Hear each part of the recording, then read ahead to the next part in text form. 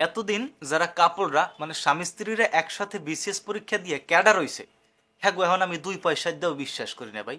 আমরা মনে করছিলাম যে হ্যাঁ না মেধাবী, দুইজন মেধাবী, কিন্তু হ্যাঁ গো এখন আমি 2 পয়সা দিয়েও বিশ্বাস করি না। কারণ যেই পরিমাণে বিসিএস পরীক্ষার প্রশ্ন ফাঁস হওয়া শুরু করছে, হাতে দুইজন মিললে এক সেট প্রশ্ন কেনছে, বিসিএস পরীক্ষা দিয়ে ক্যাডার হয়ে গেছে, সহজ হিসাব। আর এই প্রশ্ন ফাঁস করছে এই যে সোনায় সোহাগারা মির্জাফরের বংশধর বাংলাদেশ সরকারি কর্ম কমিশনের কর্মকর্তারা। এরা দীর্ঘ 1 যুগ ধরিয়া 33তম বিসিএস থেকে শুরু করিয়া 46তম বিসিএস পর্যন্ত বিসিএস পরীক্ষার প্রশ্ন ফাঁস করছে তো করছে, এছাড়া অন্তত 30টা নিয়োগ পরীক্ষার প্রশ্ন ফাঁস করছে। এই এই সোনায় সোহাগারা, এই মাদার বোর্ডেরা যারা বিসিএস পরীক্ষা দিতে চান, সামনে যারা আগ্রহী যে আমি ক্যাডার হম বিসিএস পরীক্ষা দিয়া, হেরা এই 6জনারে কুস্কির তলে হালাইয়া আডুরে কেনু পারা নেই কিলে নেই ডাইল করে যতক্ষণ না দেবেন, আপনাকে বিসিএস পরীক্ষার স্বপ্নই থেকে যাবে। এরা 1 যুগ ধরে বিসিএস পরীক্ষার মানে 33তম বিসিএস পরীক্ষা থেকে শুরু করে 46তম বিসিএস পরীক্ষার প্রশ্ন ফাঁস করা শুরু করিয়া অন্তত 30টা নিয়োগ পরীক্ষার প্রশ্ন ফাঁস করছে এরা। এবং সম্প্রতি বাংলাদেশ রেলওয়ে থেকে 516টা পদে নিয়োগ দিয়েছে, নিয়োগ পরীক্ষা হয়েছে।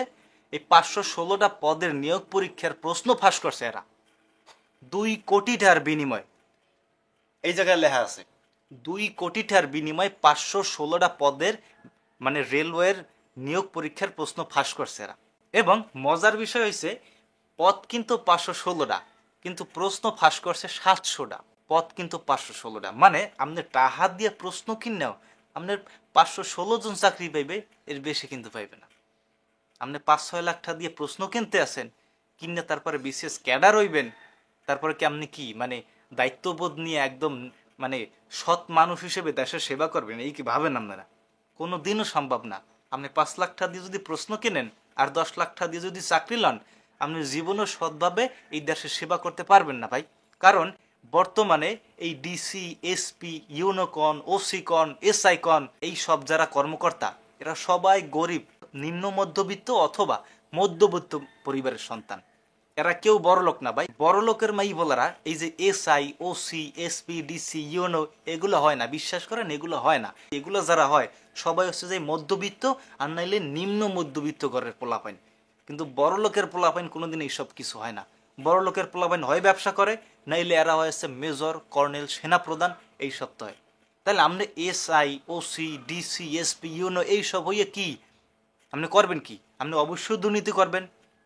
সুতরাং এই আমি তো আগেই কইছি ভাই যে এই বাংলাদেশে লেখাপড়া করে কোনো লাভ নাই।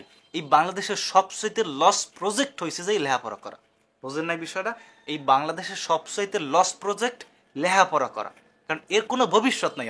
আপনারা এই যে কোটা আন্দোলন করতে আছেন, কি মানে কোন কোন রোমার লাভ হয়েছে কোটা আন্দোলন করে? কোন রোমার লাভ হইবে? মনে করেন কোটা আন্দোলন করে কোটা বাতিল হয়ে গেছে, কিন্তু এইভাবে যদি প্রশ্ন ফাঁস হয়, তাহলে আপনার যে মেধা, সেই মেধার কোনো দাম আছে এই বাংলাদেশে? কোনো দাম নাই। এই কোটা আন্দোলন করেও কোনো লাভ নাই যদি না এই যে বাংলাদেশ সরকারি কর্ম কমিশনের এই যে 6-7 জন কর্মকর্তা এক কুস্কির তলে হালাই যতক্ষণে আডুরে কেন না দেখতে পারবেন, যতক্ষণে প্রশ্ন ফাঁস হওয়া বন্ধ না করতে পারবেন, ততক্ষণে এই কোটা আন্দোলন করেন আর যে আন্দোলন করেন কোনো লাভ নাই দাদা।